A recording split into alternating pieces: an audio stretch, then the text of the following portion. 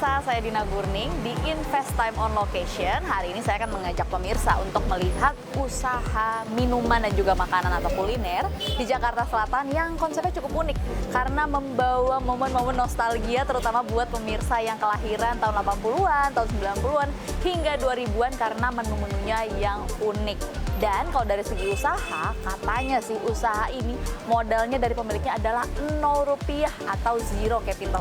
Nah gimana tuh kira-kira, saya udah janjian sama pemiliknya, akan langsung ketemu di dalam. Saksikan perbincangannya bersama kami di Invest Time on Location.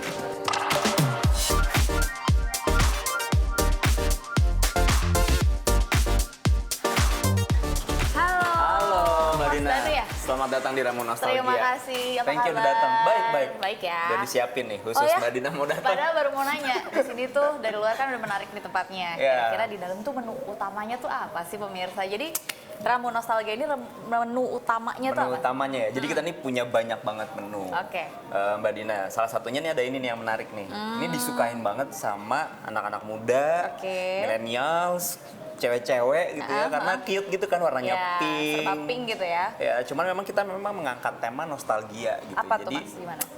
Makanya namanya Ramu Nostalgia. Gitu. Untuk apa? Untuk kita mengunci market kategori. Gitu. Karena ya seperti yang kita tahu ya, Mbak Dina, brand minuman banyak banget gitu ya. Makanya gimana caranya kita tetap punya positioning. Salah satunya adalah mengunci market kategori nostalgia. Jadi kita minuman nostalgia kekinian pertama di Indonesia. Oke. Gitu. Tapi kan kalau bicara soal rambut nenek ini tuh kan sebenarnya populernya tahun 90-an. Betul. Sekitar tahun 90 2000 ya, awal. masa-masa kecil lah. Nah, itu emang target customer-nya memang umur-umur segitu Mas ya. Berarti kalau kurang lebih yang sekarang tuh udah umur 20, 30 gitu. Itu dia ya kenapa kita ngangkat tema nostalgia karena ya hal-hal yang berbau nostalgia nih justru lagi seksi banget gitu. Kayak orang-orang lagi seneng sama otomotif Vespa lagi mulai ramai lagi. Benar juga ya. Terus film-film juga malah film-film yang lama-lama didaur ulang lagi gitu ya. Jadi bertemakan nostalgia nih apa ya nggak akan pernah ada habisnya gitu. Makanya kita coba angkat itu.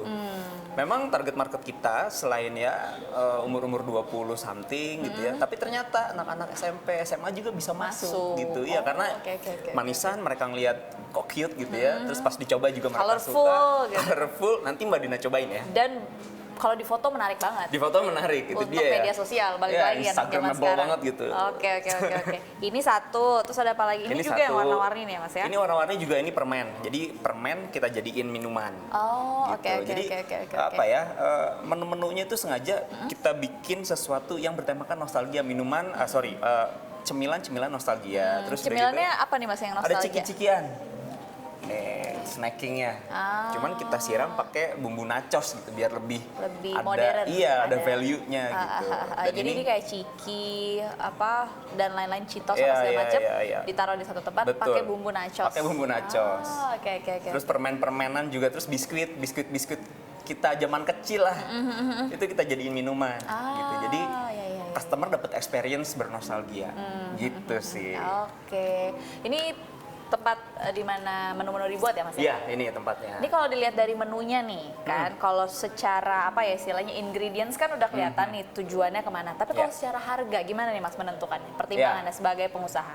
Kalau untuk pricing point-nya kita untuk penetrasi market justru kita mulai dari harga termurah. Kita ada milk tea nostalgia namanya hanya dari 6.000 aja. 6.000? 6.000. Gimana tuh Mas? Ngambil margin? Ya itu dia ya, untuk gerbang masuk mendatangkan traffic. Jadi kita perlu itu ya, entry pricing point lah. Dimana ketika orang melihat, harganya terjangkau nih. Gitu. Tapi tetap ya, kita masih, walaupun kita nggak ngambil untung besar tentu, tapi gimana caranya supaya kita bisa memenuhi ekspektasinya market. Karena market setiap walaupun mereka punya selera masing-masing ya, namanya orang pasti punya selera masing-masing, tapi seenggaknya kita bisa memenuhi ekspektasinya. Ketika orang lihat di gambar cute, lucu, pas dicoba ternyata rasanya juga biasa-biasa aja, pasti nggak akan ada repeat order. Yang kita pengen adalah ketika ada orang berekspektasi, mereka melihat di gambar, terus impressionnya udah berhasil.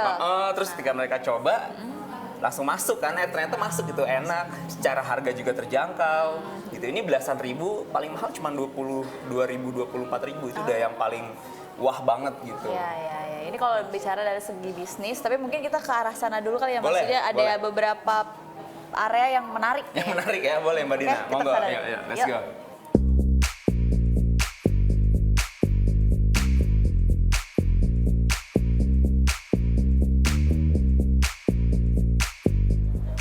ini nih sudut Mbak yang Dina. istilahnya paling menarik lah di bagian indoor, kan ada indoor ada outdoor ya Mas. Iya. Ini betul. boleh dijelasin nih apa nih Mas konsepnya? Ini salah satu spot yang difavoritin banget Iya. untuk foto-foto. Kayaknya sih gitu ya pemirsa. Jadi gini, kita mikirin berbagai macam konsep ya. Jadi setiap bisnis itu salah satu fundamentalnya adalah konsep. Konsep. Kalau konsep produknya unik, terus konsep mulai dari fasad ya, tampilan depan, it's all about storytelling. Gitu. Jadi semua bercerita gitu Mbak Dina kalau boleh dibilang. Ada customer experience juga di sana. Jadi kita karena mengangkat tema nostalgia, kita benar-benar pengen orang itu ketika masuk ngerasain sesuatu yang nostalgia Berbeda. banget gitu. Makanya kita kayak lihat ada monopoli di sini. Ini boleh dimainin Mas? Boleh dimainin, Oh, boleh dimainin oke, bebas. oke, Ada Tamiya, Ya. segala, ada Yoyo. Ini bener-bener Anak tahun 2000-an tahu nggak nih ini apa nih? Kalau kita sih tahu ya Mas ya. oh iya iya. Cuman anak 2000-an kayak apa ini ya kan? Iya. Benda apa ini gitu. Sampai ke mereka juga bisa main itu tuh, capitan itu ya, Ya. mesin capit itu. Kalau Itu ini supaya sampai zaman sekarang masih ada lah ya. Iya, jadi mereka bisa ketika berbelanja dengan nominal tertentu, mereka dapat koin, terus mereka mainin, terus ada happiness kan di Iya, sana. nggak cuma minum doang gitu. Iya, nggak cuma minum, duduk. Itulah pentingnya bisnis zaman sekarang gitu ya. Customer tuh perlu mendapatkan experience tertentu yang Oke. ketika mereka dapetin, terus happy, kemudian mereka bisa ngajak temennya lagi ke sini. Benar. Gitu. Nah, tetap balik lagi pertanyaan, kenapa Iya. nostalgia Mas? Ada cerita tersendiri kah secara personal emang kayak misalnya, emang aku tuh tipenya suka yang klasik-klasik Iya. gitu misalnya. Sebenarnya ngelihat potensi sama peluang. Oh, memang Itu dari yang pasar pertama. ya? Iya, tetap ngelihat ya? pasar. Sama yang kedua, seperti yang kita tahu, entry barrier untuk masuk ke industri F&B, terutama kuliner minuman, itu rendah banget kan, Mbak Dina. Dimana semua orang bisa bikin minuman apapun, gitu ya. Kalau untuk cita rasa, ya enak, yang lebih enak banyak gitu. Cuman yang benar-benar kita pikirin konsepnya, secara strateginya dan lain sebagainya, itu benar-benar makanya konsep menjadi hal yang fundamental banget Iya. untuk kita. Di tengah ramainya usaha F&B, Betul. kita harus jadi yang stand out. Betul, Dan tetap betul. harus disukai sama customer. Itu dia, makanya ketika kita memutuskan kita mau ngunci market kategori apa ya, karena saya juga punya another brand es teh Indonesia, Ya. fokusnya di es teh gitu. Terus saya juga ada Raja Cendol, fokusnya ya di cendol. Nah, ketika di Ramu Nostalgia, oke kita pengen bikin minuman kekinian, tapi yang seperti apa? Karena banyak banget kalau kita ngomongin minuman kekinian gitu. Ya udah Dari kita boba, teh diapain, Iya. diapain semua pokoknya sekarang ada. betul, macem-macem gitu ya. Kita bisa ditemuin dimanapun, dari yang di mall harga mahal Benar. sampai yang di pinggir jalan. Makanya itu dia, entry barrier-nya tuh rendah banget, tipis banget gitu. Sehingga akhirnya kemudian kita memutuskan, oke kita bikin konsep nostalgia gitu. Makanya mulai dari menu semua bertemakan nostalgia. Storytelling di depan dari pertama kali masuk, kayak ada lingkaran. Itu Iya. kita mendeskripsikannya bahwa adalah ketika mereka masuk ke lingkaran tersebut, itu kita sebut dengan portal nostalgia. Oh, semacam kayak masuk ke mesin waktu. Iya. Terus di depan juga ada storytelling cerita. Kalau Mbak Dina tadi lihat, ada tulisan tuh, ini adalah segala macam itu storytelling, bagian dari customer journey dan customer experience tadi. Nah, ketika mereka masuk, kita akhirnya fokus di gimana caranya ya kita ngangkat sesuatu yang nostalgia banget. Salah satunya ya piringan hitam, ada TV TV tabung, radio yang analog banget gitu ya. Benar. Sama mainan-mainan gitu, sama ada kelereng. Ya. Dan activation kita juga seputar nostalgia, kayak lomba Tamiya, kayak gitu-gitu. Terus senam, Oh, ada kegiatan. ada kegiatannya, ada senam SKJ bareng.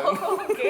Gitu ya. Mengenang masa kecil banget. Betul. senam Jadi SKJ. something unique, something different yang kemudian kita kita bungkus, kita deliver ke customer dengan sesuatu yang berbeda sehingga mereka ya mendapatkan experience yang menarik. Oke.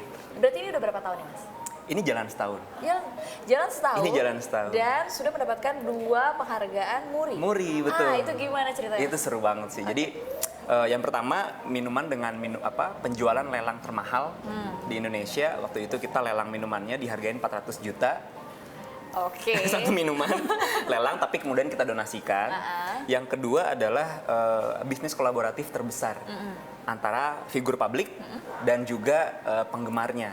Oke. Jadi kebetulan Mbak Dina, di Ramu Nostalgia ini aku berpartner sama Doni Pramono yang punya Sour Sally Group sama Rizky Febian gitu, seorang figur publik musisi yang punya banyak sekali penggemar. Betul. Gitu ya. Dia punya visi, aku pengen deh ngajak penggemar aku untuk bikin bisnis bareng. Gitu. Ini berkaitan sama modal. Betul, berkaitan sama modal. Makanya ketika memutuskan, oke, tapi gimana caranya ya, kita brainstorming. Ini outlet pertama kebetulan. Boleh langsung bahas modal? Boleh dong. Ini modalnya berapa? Kalau kita ngomongin bisnis pasti itu pertanyaan pertama. Modal, betul. Modalnya berapa? Kalau as personal gitu ya, secara personal kita nih zero capital, nggak ngeluarin modal sama sekali. Secara to be honest.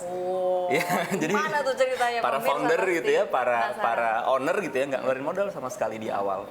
Jadi kita menggunakan sebuah platform equity crowdfunding, gitu. Jadi kayak urun dana, jadi patungan untuk bikin satu unit usaha. Nah, ketika kita kumpulin, kita bikin RAB-nya. Keluarkan modalnya. Nah, gimana caranya bisa menutupi modal itu? Kita ajak kerjasama platform crowdfunding tadi untuk membuka slot. Gitu. Cuman platform tersebut memang legal dan sudah OJK tentu ya, sudah terdaftar, sudah diawasi dan aman banget secara legal. Makanya kemudian Rizky Febian langsung kita announce tuh siapa yang mau bermitra dengan kita. Kita mau buka usaha segala macam, namanya Ramu Nostalgia dan lain sebagainya, proposalnya jelas. Konsepnya gitu ya. begini, konsepnya jelas, ternyata banyak yang tertarik. Satu lembarnya harganya waktu itu 50.000. Langsung orang banyak banget yang tertarik, berbondong-bondong. Secara background juga saya udah punya experience di F&B, partner saya juga Mas Doni juga udah punya expertise bisnis gitu ya. Sehingga ada trust issue di sana dan kemudian membuat calon mitra tadi yang mau invest benar-benar percaya gitu kan. Di tengah kita juga punya seorang figur publik yaitu Rizky Febian. Ketika di-announce langsung ada 2.000 orang yang pada saat itu join, Mbak Dina. Dalam kurun waktu kurang dari seminggu. Berapa nih Mas ininya? Target pertama waktu itu modal untuk membuat cabang yang ini? Kalau untuk cabang ini tuh di bawah 1M ya, hanya sekitar 700-800 kalau nggak salah. Cuman kita waktu itu membuka slotnya itu 1,3 kalau nggak salah. Karena kan untuk modal ke depan juga ya, operasional ke depan gitu. Cuman ya itu dia ya, bisnis zaman sekarang ternyata ya dengan berbagai macam cara as personal kita bisa loh tanpa modal sekalipun. Cuman balik lagi kepercayaan. Dan selama 1 tahun jalan, alhamdulillah di Tebet ini ya salah satu omset yang bisa dibilang sangat stabil dan besar. Kita langsung pertanyaannya ke sana arahnya. Omsetnya berapa per bulan? Kalau average, untuk di Tebet sini, ini kita bicara omset yang stabil gitu ya. Di 8-9 juta per hari. 8-9 juta per hari. Kalau untuk weekend itu pun karena kapasitasnya yang terbatas. Gitu. Karena kapasitas kita memang terbatas dan kita juga nggak ada rencana untuk ngegedein lagi gitu ya. Biar orang gregetan terus gitu ya. Penasaran.